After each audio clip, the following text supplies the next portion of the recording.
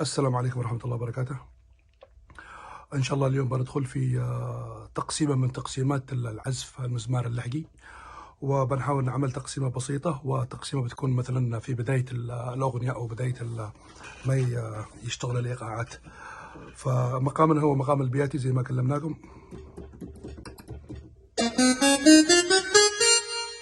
وتسيكة بتكون زي ما هي اللي هو السي والفاديز.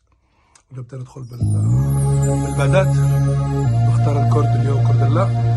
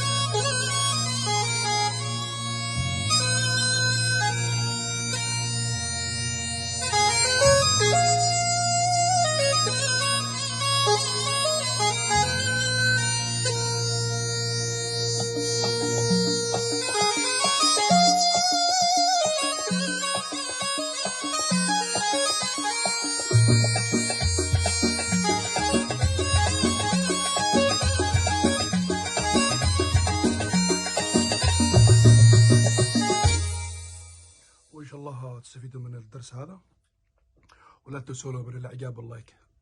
والسلام عليكم ورحمة الله وبركاته.